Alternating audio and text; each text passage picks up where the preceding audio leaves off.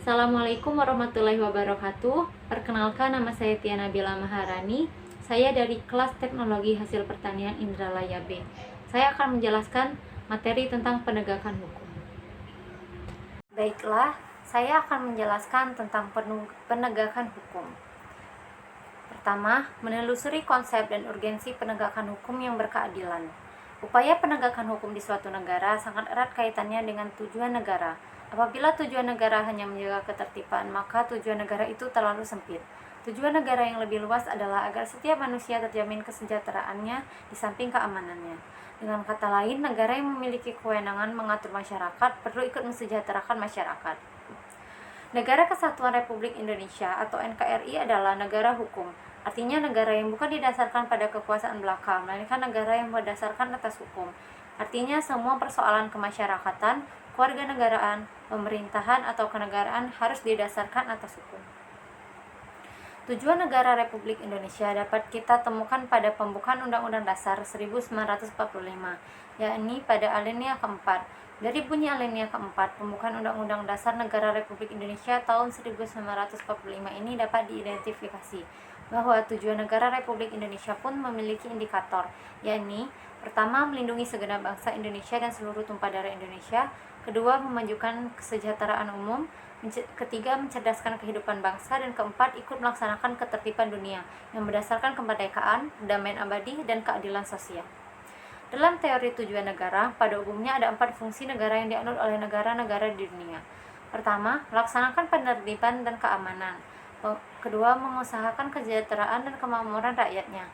Ketiga, pertahanan. Dan keempat, menegakkan keadilan. Indonesia dalam rangka penegakan keadilan telah ada sejumlah peraturan perundangan yang mengatur tentang lembaga pengadilan dan badan peradilan. Peraturan perundangan dalam bidang hukum pidana, kita memiliki Kitab Undang-Undang Hukum Pidana atau KUHP dan Kitab Undang-Undang Hukum Acara Pidana atau KUHP. Dalam bidang peradilan, kita memiliki peradilan umum, peradilan militer, peradilan agama, dan peradilan tata usaha negara atau PTUN. Selain itu, ada juga peradilan yang sifatnya ADHUC. Misalnya, peradilan tindak pidana korupsi atau Tipikor. Selanjutnya, alasan mengapa diperlukan penegakan hukum yang berkeadilan. Agar negara dapat melaksanakan tugas dalam bidang ketertiban dan perlindungan warga negara, maka disusunlah peraturan-peraturan yang disebut peraturan hukum. Peraturan hukum mengatur hubungan antara manusia yang satu dengan manusia lainnya. Di samping mengatur hubungan manusia atau warga negara dan negara, serta mengatur organisasi negara dalam menjalankan pemerintahan negara. C. Menggali sumber historis, sosiologis, politis tentang penegakan hukum yang berkeadilan di Indonesia. Ada 2 pembagian hukum besar. Pertama, hukum privat, dan yang kedua, hukum publik. Hukum publik ialah hukum yang mengatur hubungan antara negara dengan organ negara atau hubungan negara dengan perseorangan yang menyangkut kepentingan umum. Hukum bertujuan untuk mengatur kehidupan dan ketertiban masyarakat. Untuk mewujudkan masyarakat yang tertib, maka hukum harus dilaksanakan atau ditegakkan secara konsekuen.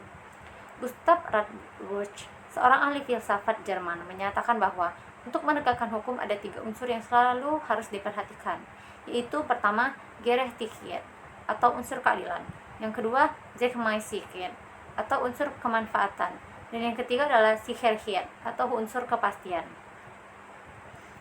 Selanjutnya adalah lembaga penegakan hukum. Untuk menjalankan hukum sebaiknya mestinya maka dibentuk beberapa lembaga aparat penegak hukum, yaitu antara lain, pertama, kepolisian yang berfungsi sebagai lembaga penyidik. Kepolisian negara ialah alat negara penegak hukum yang terutama bertugas memelihara keamanan dan ketertiban di dalam negeri. Dalam kaitannya dengan hukum, khususnya hukum acara pidana, kepolisian negara bertindak sebagai penyelidik dan penyidik. Menurut pasal 4 Undang-Undang Nomor 8 Tahun 1981 tentang Undang-Undang Hukum Acara Pidana atau KUHP. Yang kedua adalah kejaksaan dan kehakiman. Kejaksaan yang fungsi utamanya sebagai lembaga penuntut, kehakiman yang berfungsi sebagai lembaga pemutus atau pengadilan dalam Undang-Undang Nomor 16 Tahun 2004 tentang Kejaksaan Republik Indonesia Pasal 1. Dan yang ketiga adalah lembaga penasehat atau memberi bantuan hukum. Kehakiman merupakan suatu lembaga yang diberi kekuasaan untuk mengadili. Adapun hakim adalah pejabat peradilan negara yang diberi wewenang oleh undang-undang untuk mengadili. Menurut pasal 1 Undang-Undang Nomor 8 Tahun 1981 tentang Undang-Undang Hukum Acara Pidana (KUHP). Selanjutnya, lembaga peradilan.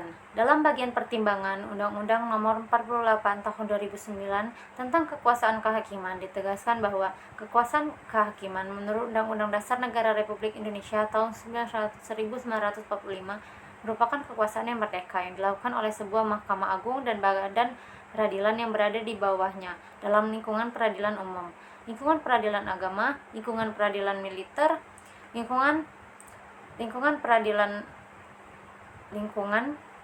peradilan tata usaha negara, dan oleh sebuah Mahkamah Konstitusi untuk menyelenggarakan peradilan guna menegakkan hukum dan membangun argumen tentang dinamika dan tantangan penegakan hukum yang berkeadilan Indonesia.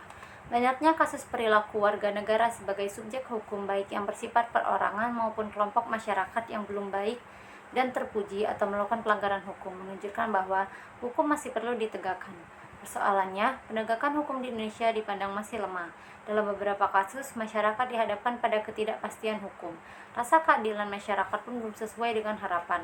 Oleh karena itu, tantangan yang dihadapi oleh bangsa Indonesia saat ini adalah menghadapi persoalan penegakan hukum di tengah maraknya pelanggaran hukum di segala strata kehidupan masyarakat. Misalnya, penegakan hukum harus tahan terhadap upaya oknum masyarakat atau pejabat lain yang akan mencoba menyuap. Selain itu, pemerintah perlu melakukan upaya preventif dalam mendidik warga negara, termasuk melakukan pembinaan kepada semua aparatur negara secara terus-menerus. Apabila hal ini telah dilakukan, maka ketika ada warga negara yang mencoba melakukan pelanggaran hukum, pihak aparatur penegak hukum harus bekerja secara profesional dan berkomitmen menegakkan hukum. Selanjutnya, mendeskripsikan esensi dan urgensi penegakan hukum yang berkeadilan Indonesia. Di mana ada masyarakat, di sana ada hukum. Bahkan apabila kita kaji kitab suci yang diturunkan oleh Tuhan Yang Maha Esa, pasti akan menemukan betapa banyak aturan-aturan yang dinyatakan dalam setiap ayat kitab suci tersebut. Namun, tampaknya ada peraturan hukum saja tidak cukup. Tahap yang lebih penting adalah penegakan dan kepastian hukum. Penegakan hukum bertujuan untuk mewujudkan peraturan hukum demi terciptanya ketertiban dan keadilan masyarakat. Dengan kata lain, penegakan hukum pada dasarnya bertujuan untuk meningkatkan ketertiban dan kepastian hukum dalam masyarakat, sehingga masyarakat merasa memperoleh perlindungan akan hak-hak dan kewajibannya. Negara bangsa Indonesia sebagai negara modern dan mengadut sistem demokrasi konstitusional telah memiliki sejumlah peraturan perundangan, lembaga-lembaga hukum, badan-badan lainnya, dan aparatur penegak hukum. Namun, demi kepastian hukum untuk memenuhi rasa keadilan masyarakat, upaya penegakan hukum harus selalu dilakukan secara terus-menerus. Sekian materi dari saya. Terima kasih. Wassalamualaikum warahmatullahi wabarakatuh.